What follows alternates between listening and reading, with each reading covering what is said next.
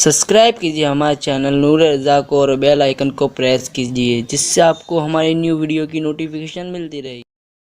اور انبیاء کرام علیہم الصلاۃ و تسلیم سب عزت والے، سب شان والے، لیکن ان سب سے ایک انفرادی شان حضور اکرم صلی اللہ علیہ وآلہ وسلم کی ہے۔ وہ یہ ہے کہ اور انبیاء کرام کو اللہ تبارک و تعالیٰ نے جو شان عطا فرمائی تھی، اور انبیاء کرام کو چیدہ شانیں جو اللہ نے دی تھی، وہ ساری شان اللہ تبارک و تعالیٰ نے اپنے حبیب صلی اللہ علیہ وآلہ وسلم کے اندر جمع فرما دی۔ جیسے مثال کے طور پر کسی کو ایک شان دی، یعنی ایک معجزہ دیا، ایک خصوصیت دی، کسی کو 2 دی، کسی کو 3 دی، کسی کو 4 دی، کسی کو 5 دی، کسی کو 6 دی، کسی کو 7 دی، کسی کو 8 دی، اور سب سے زیادہ کسی کو معجزات دیے تو وہ حضرت موسیٰ علیہ السلام کو دیے، اور اس کی پوری تعداد بیان کی جاتی ہے 9۔ قرآن میں اللہ نے فرمایا 9 فرمایا، ہم نے 9 ان کو شانیں دی، ان کو 9 آیات دی، ان کو یعنی 9 معجزات دی۔ یہ آپ غور فرمائیں کہ حضرت موسیٰ علیہ السلام کی پوری زندگی میں جو قرآن معجزات بیان کر رہے تعداد کتنی ہے؟ 9۔ حضور اکرم صلی اللہ علیہ وسلم تو ایک دن میں کئی معجزات دے، ایک دن میں۔ تو سارے انبیاء کرام کو جو خصوصیتیں معجزات دیے وہ ہمارے حضور کو دیا، اور حضور کو جب دیا تو حضور اکرم صلی اللہ علیہ وسلم کو وہ معجزات بدرجہ اتم دیے، یعنی ان کی ساری خصوصیات ان میں جمع کی اور بدرجہ اتم جمع کی، ایک بات۔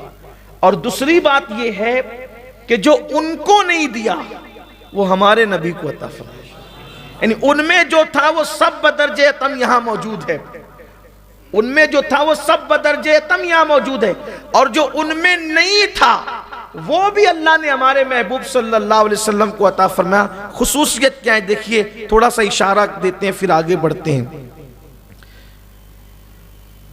ہر نبی خدا کی وحدانیت کی گواہی دیتے ہیں کہ اللہ ایک ہے، لیکن سن کر دیتے ہیں۔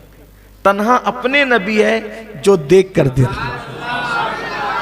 سارے نبیوں نے سن کر گواہی دی اور اپنے نبی نے دیکھ کر گواہی دی۔ ہر نبی کسی ایک بستی کے لیے نبی بن کر آئے، ایک علاقے کے لیے نبی بن کر آئے، کسی خطے کے لیے نبی بن کر آئے، بعض کسی قبیلے کے لیے نبی بن کر آئے۔ تنہا اپنے نبی ہے جو تمام عالمین کے لیے نبی بن کر آئے، عالم کے لیے نہیں، عالم کے لیے نہیں۔ اگر عالم کی بات ہوتی تو اندازہ ہوتا کہ مشرق سے لے کے مغرب تک، شمال سے لے کر جنوب تک، آسمان سے لے کے تحت الثری تک یہ ایک عالم ہے، لیکن عالم کے لیے نبی نہیں ہے، وہ عالمین کے نبی ہیں، عالمین کے نبی۔ اللہ اکبر، ذرا غور فرمائیں۔ بلکہ جو نبی جس بستی کے اور جس علاقے کے لیے نبی بن کر کے آئے تو ان کا دائرہ کار اور ان کا اختیار اسی پر محدود تھا۔ جیسا کہ انجیل میں بھی لکھا ہوا ہے کہ ایک عورت، بوڑھی عورت، کسی دوسری بستی سے، دوسرے علاقے سے اپنی ایک مریض بیٹی کو لے کر کے آئی حضرت عیسیٰ علیہ السلام کے پاس، اور کہنے لگی، اے اللہ کے پیغمبر، اے اللہ کے نبی، میری یہ بیٹی بیمار ہے، اور میں نے سنا ہے کہ آپ بیماروں پر ہاتھ رکھتے تو انہیں شفا ہو جاتی ہے، تو آپ میری بیٹی کو اچھا کر دیں۔ تو حضرت عیسیٰ علیہ السلام نے فرمایا کہ میرا دائرہ کار، میرا دائرہ اختیار اس علاقے کے لیے محدود ہیں۔ اب اس علاقے سے چونکہ آپ آئی ہیں تو اس لیے وہاں کے لیے میں نبی بن کر نہیں آیا، اس لیے وہاں میرا معاملہ نہیں ہے۔ آپ نے جو ہے اس کو یہ فرما دیا، لیکن اپنے نبی کی شان دیکھیں۔ اللہ اکبر، اگر مشرق میں کوئی ہے تو مشرق تک فیض جاری ہے، مغرب میں کوئی ہے تو مغرب تک فیض جاری ہے، اور حد تو یہ ہے کہ جب زمین کے اوپر ہے تو بھی جاری ہے، زمین کے اندر ہے تو بھی جاری ہے، ہر زمانہ ان کا زمانہ ہے۔ یہ رب فرمایا محبوبہ زمانے سارے تیرے ہیں، फर्श वाले अर्श वाले दीवाने सारे तेरे हैं, फर्श से अर्श तक उन्हीं की धूमें हैं, उन्हीं की शानें हैं। बल्कि आपने मुझसे इससे पहले भी ये सुना है कि एक रिवायत जो पितरस की है कि पितरस नाम का वो फरिश्ता जब विलादत इमाम हुसैन के मौके पे शिफा मांगने के लिए आया तो हुजूर अलैहिस्सलाम ने ये नहीं फरमाया कि मैं जमीन का रसूल हूं, आसमान तक मेरी रसाई नहीं है, बल्कि उस आसमान वाले को भी मुस्तफा जान रहमत ने शिफा अता करके बेइज़्निल्लाह ये बता दिया कि जैसे जमीन मेरे इख्तियार में है वैसे आसमान भी अल्लाह ने मेरे इख्तियार में अता फरमाया। तो हुजूर अलैहिस्सलाम किसी बस्ती के लिए, खित्ते के लिए, कबीले के लिए नहीं, बल्कि अल्लाह ने तो उनके लिए फरमाया वमा अरसलनाका इल्ला रहमतल लिल आलमीन। देखो यहाँ पर आलमीन दो जगह नजर आते हैं, अल्हम्दुलिल्लाहि रब्बिल आलमीन, सारी खूबियां उसको है जो तमाम आलमीन का रब है। और हुजूर के लिए कहा वमा अरसलनाका इल्ला रहमतल लिल आलमीन, हमने आपको तमाम आलमीन के लिए रहमत बनाकर भेजा। अब आलमीन लोगों के समझ में नहीं आता तो इतना लोग समझ लें कि अल्लाह ने अपने को रब्बुल आलमीन कहा, महबूब को रहमतुल लिल आलमीन कहा, तो वो जिस चीज का रब है उस चीज के मेरे नबी नबी हैं, अल्लाह ने उनको नबी बनाकर भेजा। फिर फरमाया यानी तीसरी खुसूसियत ये है कि और अंबियाए किराम की उम्मतें जहां पर इबादत करती थी तो वो इबादत कहीं भी नहीं कर सकते थे, अपने इबादत खानों में जा करके वो इबादत करते थे। अगर इबादत का वक्त हो जाए तो इबादत खानों में जाना पड़ता था, लेकिन ये अपने नबी की शान है कि हुजूर अकरम की उम्मत अगर जमीन पर नमाज का वक्त हो तो जमीन पर इबादत कर ले, और अगर फ्लाइट में नमाज का वक्त हो तो वहां पर इबादत कर ले। यानी कि उनकी इबादत उनकी उम्मत के लिए इबादत के लिए कोई जो है वो खास जगह नहीं, यानी मस्जिद में कोई आकर इबादत करे तो उसको अल्लाह तबारक व तआला उसका अजर बढ़ा देता है, लेकिन ये नहीं किसी इबादत के लिए खास मस्जिद ही जाना पड़े। घर में वक्त इबादत हो और नहीं निकल सकते घर के बाहर तो घर ही में इबादत हो, प्लेटफॉर्म पर वक्त आ जाए तो प्लेटफॉर्म पर इबादत हो, एयरपोर्ट पर वक्त आ जाए तो एयरपोर्ट पर इबादत हो। ये फजीलत किसकी बुनियाद पर है? ये फजीलत मुस्तफ़ा जान रहमत की बुनियाद पर है। बल्कि हमने तो लोगों को कहा कि हजरत इब्राहीम अलैहिस्सलाम ने जहां कदम रखा, जिसे मकाम इब्राहीम कहते, कदम रखा और पत्थर पर निशान आ गया, तो हजरत इब्राहीम अलैहिस्सलाम के कदमों की बरकत की हुई कि कुरान कहता है वत्तखिज़ु मिन मकाम इब्राहीम मुसल्ला, हजरत इब्राहीम कदम रखे तो 2 गज जमीन मुसल्ला बन जाए, और मुस्तफा जान रहमत जमीन पे कदम रखे तो अल्लाह पूरी रूए जमीन को मस्जिद बना दे, सजदे की जगह बना दे। ये अपने नबी सल्लल्लाहु, वहां 2 कदम जहां है वहीं 2 गज जमीन मुसल्ला है, और यहां पर पूरी जमीन को हुजूर के कदमों की बरकत से नमाज की जगह बना दिया गया। अब पता चला जब कदम इब्राहीम और कदम मुस्तफ़ा बराबर बराबर नहीं, इसलिए कि दोनों के कदम में फर्क है। उनके कदम से उतनी जगह मुसल्ला बनती है, उतनी जगह मुसल्ला बनती है जितनी जगह पे कदम है वो 2 गज जमीन, और इनके कदम की बरकत, कदम रखे कहाँ है और कहां कहां तक मस्जिद बन गई। यानी यूं कह ले कहां खोले हैं गेसू यार ने, खुशबू कहां तक है, कहां खोले हैं गेसू यार ने, खुशबू कहां तक है। तो ये अपने नबी सल्लल्लाहु अलैहि वसल्लम की खुसूसियत है। फिर उसके बाद अल्लाह तबारक व तआला ने हजरत आदम अलैहिस्सलाम को बड़ी शान अता फरमाई। चूंकि आज हमने जो वो और अंबियाए किराम और अपने नबी की शान दोनों को साथ साथ पढ़ना है कि वहाँ क्या है यहाँ क्या है। वहाँ शान ही है, कोई नबी बगैर शान वाला नहीं, सब नबी शान वाले। लेकिन अपने नबी की शान क्या है देखिए, हजरत आदम अलैहिस्सलाम को पैदा करना हुआ इसलिए कि जिसको पैदा करते हैं उसको खमीर से पैदा करते हैं। खमीर मतलब जिससे इंसान बनता है, खमीर से पैदा करते हैं। तो आदम अलैहिस्सलाम को भी खमीर से पैदा किया, खमीर बनाया, और हमारे हुजूर अलैहिस्सलाम को भी खमीर से पैदा किया। हालांकि उनकी हकीकत तो उनका रब जानता है, ان کی ایک شان نور بھی ہے، ایک شان بشر بھی ہے، حقیقت اللہ ان کی جانتا ہے، کیونکہ حضور نے خود فرمایا کہ میری حقیقت کو میرے رب کے سوا کوئی نہیں جانتا۔ تو اب حضرت آدم علیہ السلام کو بنانا ہے، تو بنایا کہاں کی مٹی سے؟ جہاں پر آدم علیہ السلام دفن ہونے والے تھے۔ اور حضور علیہ السلام کا خمیر بھی کہاں سے لیا؟ جہاں حضور علیہ السلام دفن ہونے والے تھے۔ دفن تو حضور کو ہونا ہی تھا نا، آخری آرام گاہ تو بننی تھی، حضرت آدم علیہ السلام کی بھی آخری آرام گاہ بننی تھی، لیکن اب دونوں کے خمیر کے لیے فرق کیا ہے؟ یہی بات ہے، دیکھو اپنے نبی کی شان۔ خمیر آدم بنانے کے لیے زمین سے حصہ اٹھایا جاتا ہے۔ خمیر آدم بنانے کے لیے مٹی زمین سے اٹھائی جاتی ہے، حصہ زمین سے اٹھایا جاتا ہے، اور پھر وہ مٹی جنت میں لے جائی جاتی ہے۔ آدم کے خمیر کے لیے مٹی زمین کی جنت تک جاتی ہے کہ جنت میں آدم علیہ السلام کو بنائیں گے، لیکن جب باری محبوب کی آتی ہے تو محبوب کا خمیر اٹھا کر جنت میں نہیں لے جایا جاتا، بلکہ جنت کو اس خطے میں اتار دیا جاتا ہے جہاں پر محبوب کی آرام گاہ بننے والی ہوتی ہے۔ اسی لیے محبوب کہہ دیتے ہیں ما بین بیتی و منبری روضۃ من ریاض الجنہ۔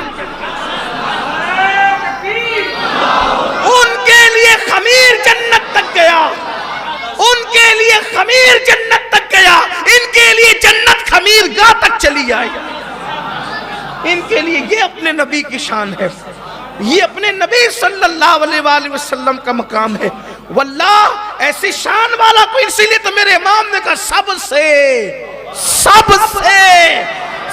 سے اولا وہ آلہ ہمارا نبی، سب سے بالا وہ آلہ ہمارا نبی، سب سے اولا وہ آلہ ہمارا۔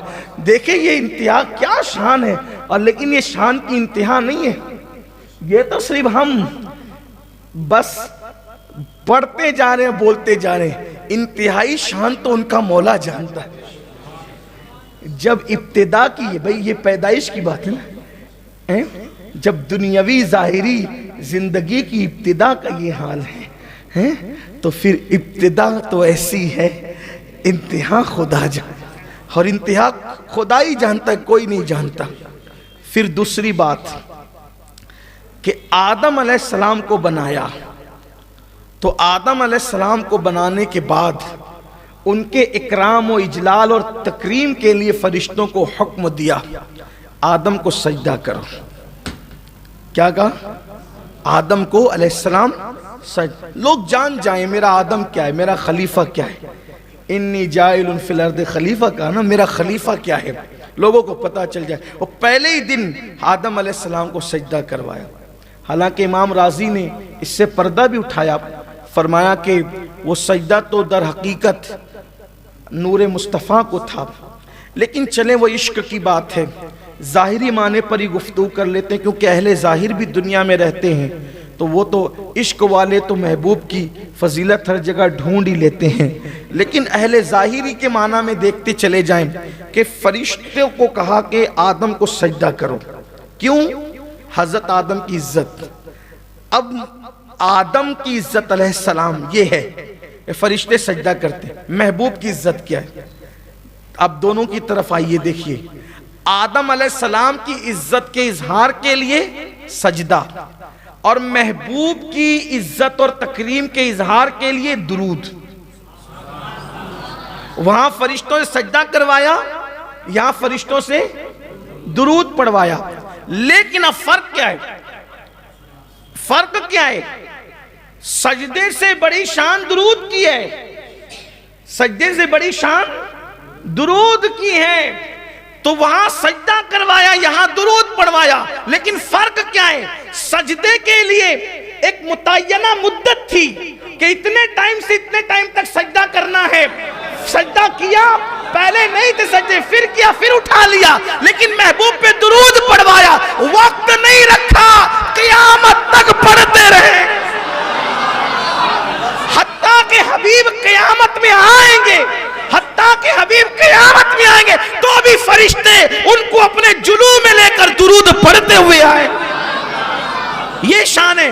پھر دوسری خاص بات، جب فرشتوں کو حکم دیا اسجد لی آدم، آدم کو سجدہ کرو تو ساتھ میں خود نہیں تھے، ساتھ میں خود نہیں تھے، لیکن جب محبوب پہ درود کا حکم ہوا وہ کہا تم بھی پڑھو میں بھی درود بھیجتا ہوں۔ وہاں خود ساتھ نہیں ہے، وہاں خود ساتھ نہیں، حکم ہے صرف تم کرو تم کرو، اور یہاں خود ساتھ ہے کہ صلو علیہ۔ اچھا پھر ایک خاص بات یہ ہے کہ بندوں کو بھی کہا کہ تم بھیجو، بندوں کو کیا کہا؟ تم بھیجو، لیکن درود ایسا عمل ہے یہاں عقل انسانی دنگ رہتی ہے۔ اللہ کہتا ہے تم بھیجو، صلو علیہ، ان پر تم درود بھیجو، اور جب بندہ درود پڑھنے لگتا ہے تو کہتا ہے اللہم صلی علی محمد، اللہ تو بھیج، بندہ کہتا ہے تو بھیج، اللہ کہتا ہے تو بھیج۔ یعنی بندے کی زبان میں اتنی طاقت نہیں ہے کہ وہ محبوب پہ درود بھیج سکے، بلکہ وہ عرض کرتا ہے نماز پڑھ سکتا ہوں، میں خود پڑھ سکتا ہوں، روزہ خود رکھ سکتا ہوں، زکوٰۃ خود دے سکتا ہوں، حج خود کر سکتا ہوں، لیکن محبوب کے شایان شان درود میں نہیں بھیج۔ تو بندہ عاجز ہو کے کہتا ہے مولا تیرا حکم تو ہے، لیکن میں اتنا کہتا ہوں کہ تو بھیج، اس لیے کہ تو بھیجے گا تو اپنی شان کے مطابق بھیجے گا، اور اللہ بھی محبوب پہ درود بھیج رہا ہے۔ دیکھو یہ اپنے نبی کی شان، یہ اپنے نبی صلی اللہ علیہ وسلم کی شان۔ تیسری چیز، آدم علیہ السلام کو ابو البشر بنایا اجساد کے اعتبار سے۔ تھوڑی گفتگو مشکل ہوتی ہوگی اس لیے کہ بات ہی اس ذات کی ہے نا، لیکن مشکلیں آسان ہوتی ہیں ان کے ذکر سے۔ اجساد اور اجسام کا باپ ان کو بنایا، یعنی وہ ابو البشر ہیں اجسام کے، جسم کے اعتبار سے، جسم کے اعتبار سے، اور روح کے اعتبار سے ابو البشر کون ہے؟ ہمارے نبی۔ یعنی کہ جسمانی طور پہ آدم سب کے باپ، اور روحانی طور پر مصطفیٰ جان رحمت سب کے باپ۔ اسی لیے تو اعلیٰ حضرت امام اہل سنت کہتے ہیں ان کی نبوت، ان کی ابوت ہے سب کو عام، ان کی نبوت، ان کی ابوت، نبوت کہتے ہیں نبی ہونے کو، ابوت کہتے ہیں باپ ہونے کو، ان کی نبوت، ان کی ابوت ہے سب کو عام۔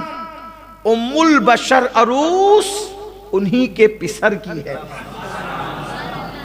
ام البشر عروس انہی کے۔ میں ام البشر کو تھوڑا لوگوں کو سمجھانے کے لیے کہتا ہوں، حوا عروس کس کی؟ انہی کے پسر کی ہے، یعنی حوا بہو ہے، ام البشر بہو ہے، یعنی ان کے بیٹے کی دلہن ہے، بیوی ہے، تو ان کا بیٹا کون ہے؟ روحانی اعتبار سے حضرت آدم علیہ السلام ہے، کیونکہ یہ بھی حدیث ہے کہ آدم علیہ السلام جب تنہائی میں ہوتے تھے تو کہتے تھے اے ظاہر میں میرے پھول اور حقیقت میں باطن میں میری حقیقت میں میرے نخل، میری حقیقت، میری اصل، یوں کہتے تھے اور یاد کرتے تھے حضور کو۔ تو امام نے اس کی ترجمانی یوں کی ہے، ظاہر میں میرے پھول، حقیقت میں میرے نخل، ظاہر میں میرے پھول، حقیقت میں میری نخل، اس گل کی یاد میں یہ صدا بل بشر کی ہے۔ اب آتے ہیں اور آگے چلتے ہیں کہ حضرت سلیمان علیہ السلام، حضرت سلیمان علیہ السلام کو اللہ نے بادشاہ بنایا، حضرت سلیمان علیہ السلام کو اللہ نے بادشاہ بنایا، بادشاہ عطا کی سلیمان علیہ السلام کو، اور اپنے نبی کو صلی اللہ علیہ وآلہ وسلم ان کو دی بادشاہت، اور اپنے پیارے نبی صلی اللہ علیہ وآلہ وسلم کو بادشاہت بھی دی اور فقر بھی دیا۔ حالانکہ حضور ہمارے بادشاہ نبی، انہوں نے کہا کہ میں بادشاہ نبی ہونے کو پسند نہیں کرتا، میں تو بندہ ہونے کو پسند کرتا ہوں، ایک ٹائم کھاؤں ایک ٹائم بھوکا رہوں، یہ ایک دن کھاؤں ایک دن بھوکا رہوں۔ لیکن اگر حقیقت کی نظر سے دیکھیں تو یہ مملکت اسلامیہ ریاست مدینہ کی باغ ڈور کس کے ہاتھ میں تھی؟ حضور اکرم صلی اللہ علیہ وسلم کے ہاتھ میں۔ اور اگر حکومت کی بات دیکھی جائے تو شرق سے لے کے غرب تک حکومت کس کی ہے؟ बल्कि वो बादशाह हैं, शहंशाह हैं, कौन इनकार कर सकता है। बल्कि सुलेमान अलैहिस्सलाम को तो जो बादशाहत मिली है वो सिर्फ जमीन की बादशाहत मिली है, लेकिन अपने नबी की शान ये है कि वो तो आसमानों में भी हुकूमत रखते हैं, जमीन में भी हुकूमत रखते हैं। इसीलिए तो फरमाया मेरे 2 वजीर जमीन में हैं, 2 वजीर आसमानों में हैं। जो 2 वजीर जमीन में है, एक का नाम अबू बकर है, एक का नाम उमर है। जो 2 वजीर आसमानों में है, एक का नाम जिब्रील है, एक का नाम मिकाइल है। अब आप मुझे बताएं, जिसकी हुकूमत जहां रहती है उसका वजीर वहीं रहता है। तो जमीन पे हुकूमत थी तो जमीन के वजीर हुए, आसमान पे हुकूमत हुई तो आसमान के वजीर हुए। ये तो उनकी हजरत यूसुफ अलैहिस्सलाम को भी हुकूमत मिली, हजरत दाऊद अलैहिस्सलाम को भी हुकूमत मिली, हजरत सुलेमान अलैहिस्सलाम को भी, लेकिन आका की हुकूमत की जो शान है वो और जगह नहीं है। फिर सुलेमान अलैहिस्सलाम का लश्कर जो था, अब जरा सुनते जाइएगा, कुछ कहूंगा कुछ नहीं कहूंगा, लेकिन समझना, जरा तवज्जो करना। सुलेमान अलैहिस्सलाम का जो लश्कर था वो जिन्नात थे, सिपाही। सुलेमान अलैहिस्सलाम के लश्कर के सिपाही कौन थे? जिन्नात, इंसान, परिंदे। इंसान, जिन्नात, परिंदे, वहशी जानवर, ये सब क्या है? सुलेमान अलैहिस्सलाम के लश्करी सिपाही है। लेकिन जब अपने नबी की बात आई ना, तो वहां जिन्नातों को लश्करी बना दिया, वहाँ इंसानों को लश्करी बना दिया, वहाँ चरिंदों को, दरिंदों को, परिंदों को लश्करी बना दिया। बड़ा मोजज़ा है सुलेमान अलैहिस्सलाम का। लेकिन अपने प्यारे की बात आई तो फरिश्तों को उनका सिपाही बनाया, उनके लश्कर में फरिश्तों को भेजा। बोलो बद्र में कौन आया? हालांकि बद्र का नक्शा पलटने के लिए एक ही फरिश्ता काफी था, लेकिन एक मकाम पर क्या कहा? 1000 भेजा, एक मकाम पे कहा 3000 भेजा, एक मकाम पे कहा 5000 भेजा। और आपको बताऊं मुंजिलीन कहने के बाद भी बात खत्म नहीं की, बल्कि क्या कहा?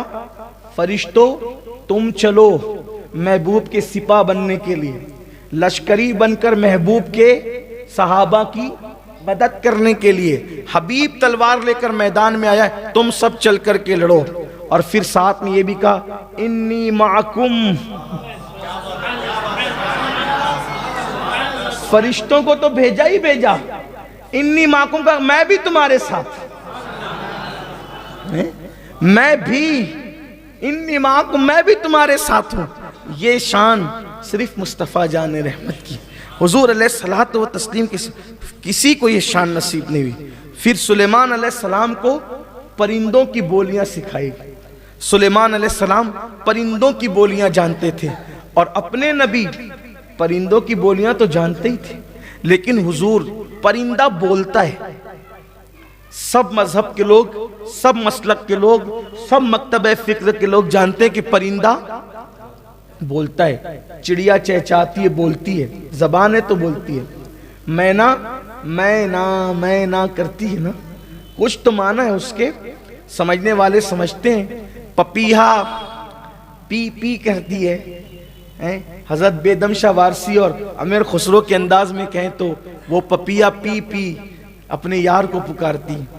यानी कि हर परिंदे की, चरिंदे की, दरिंदे की बोली है, क्योंकि उनके मुंह में जबान है। वो अल्लाह ने सुलेमान अलैहिस्सलाम को परिंदों की बोलियां सिखाई, और अपने नबी को पत्थरों की आवाज सुनने का अल्लाह तबारक व ताला ने मलका अता फरमाया। हुजूर अलैहिस्सलाम फरमाते हैं कि मैं, मुस्लिम शरीफ की हदीस है कि मैं उस पत्थर को अभी तक पहचानता हूं जो ऐलान नबुव्वत से पहले मुझ पर दुरूद व सलाम पढ़ता था। अब यहाँ एक मसला और हल हो जाता है, एक मसला यहाँ और हल हो जाता है। कुछ लोग कहते हैं कि नबी को 40 साल के बाद नबुव्वत मिली। 40 साल पहले तो वो खुद नहीं जानते थे कि वो नबी है कि नहीं है, ये बात कही जाती है, बड़े झगड़े इस पर है। तो मुस्लिम शरीफ में ये हदीस है, चूंकि सहीह सित्ता में है। अब मैं लोगों से पूछता हूँ कि ये कैसी अजीब बात है कि जिसको नबुव्वत देनी थी उसको ही नहीं, जिसको नबुव्वत दी उसको ही नहीं बताया कि आप नबी हैं, और पत्थर को बता दिया कि ये नबी है। तो फजीलत आप किसकी साबित कर रहे हैं? और एक खास बात, फिर अपने नबी की शान भी यहां बढ़ती। देखो कोई नबी की शान घटा नहीं सकता, جو گھٹانے جائے گا نا پھر وہ بڑھی جائے گی.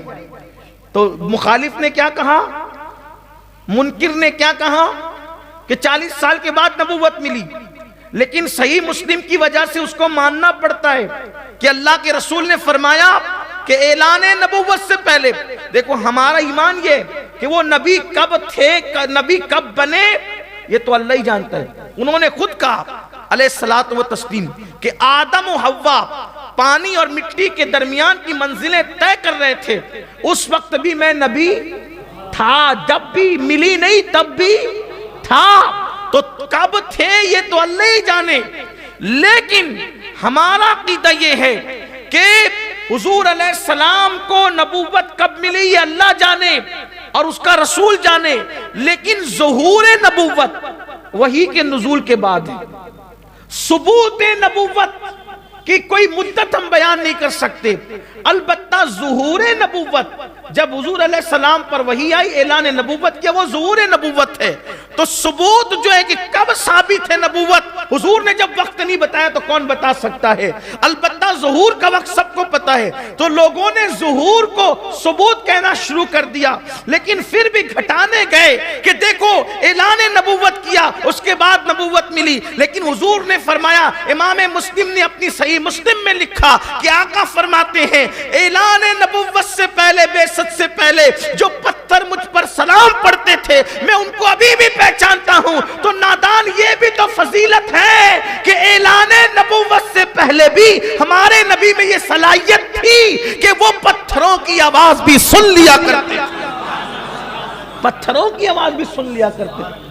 اسی لیے مولائے کائنات فرماتے ہیں کہ میں ایک مرتبہ اللہ کے حبیب صلی اللہ علیہ وآلہ وسلم کے ساتھ سفر میں تھا, ہم مکے سے کہیں باہر جا رہے تھے, کہا کوئی درخت ایسا رستے میں نہیں ملا, کوئی جو وہ پتھر ہمیں ایسا نہیں ملا کہ جب حضور گزرتے تھے تو پتھروں سے آواز آتی تھی السلام علیکہ یا رسول اللہ, السلام علیکہ یا رسول اللہ. اچھا یہ روایت کون بیان کر رہا ہے؟ مولائے کائنات. یعنی نبی کے ساتھ چلنے کی برکت سے علی کے کانوں میں بھی اللہ نے اتنی طاقت پیدا کر دی کہ وہ جو پتھروں سے آواز آ رہی تھی. دیکھو خاص بات, سلیمان علیہ السلام نے جو پرندوں کی بولیاں سنی, ان کے ساتھ بیٹھنے والوں نے اس کو سمجھا نہیں, اس کو سمجھا نہیں, لیکن یہ فیضان مصطفیٰ جان رحمت, یہ فیض نبوت ہے کہ جو حضور کے ساتھ چلا اللہ نے اس کو بھی پتھر کی آواز سنوا دی, درخت کی آواز سنوا دی. اس کے بعد اللہ اکبر, سلیمان علیہ السلام کے پاس تخت تھا, یہ شان سلیمان علیہ السلام ہے, یہ شان سلیمانی ہے, ان کے پاس تخت تھا, اور وہ تخت ایک دن میں صبح سے شام تک کے 1 مہینے کی مسافت تک اڑتا تھا, اور میرے نبی کا براق تھا. پہلے تو رفتار تخت صبح سے شام تک 1 مہینے کی مسافت, اور براق کی رفتار پلک کے جھپکتے کہاں پہنچا. اور پھر سلیمان علیہ السلام کا براق زمین پہ اڑتا, سلیمان علیہ السلام کا تخت زمین پہ اڑتا تھا, اور اپنے نبی کا براق آسمانوں میں بھی پرواز کرتا. سلیمان علیہ السلام لشکر میں جا رہے ہیں, 3 میل کے فاصلے سے, 3 میل, اگر آج کے حساب سے اس کا اندازہ لگائیں تو 3 میل ہوتا ہے 4.5 کلومیٹر. 3 میل کے فاصلے سے سلیمان علیہ السلام نے چونٹیوں کی آواز, چونٹی کی آواز سنی. چونٹی بات کر رہی تھی اپنی چونٹیوں سے, ماتحت چونٹیوں سے, اس کی آواز سنی اور مسکرا دیے. کتنے کان کی شان ہے, 3 میل کے فاصلے سے چونٹی کی آواز سنی, اپنے نبی کی شان. کتنا فاصلہ ہے؟ 3 میل. آواز کس کی؟ چونٹی کی. میرے نبی فرماتے ہیں جب میں ماں کے پیٹ میں تھا تو لوح محفوظ پر چلنے والے قلم کی آواز کو سن لیا کرتے. وہاں 3 میل ہے, یہاں میلیں ختم ہے, نہ میل ہے نہ سنگے میل ہے. یہ اپنے نبی کی شان ہے. دیکھو کوئی ایسی شان والا دنیا میں نہیں آیا جو شان اللہ نے اپنے محبوب صلی اللہ علیہ وآلہ وسلم کو عطا فرمائی.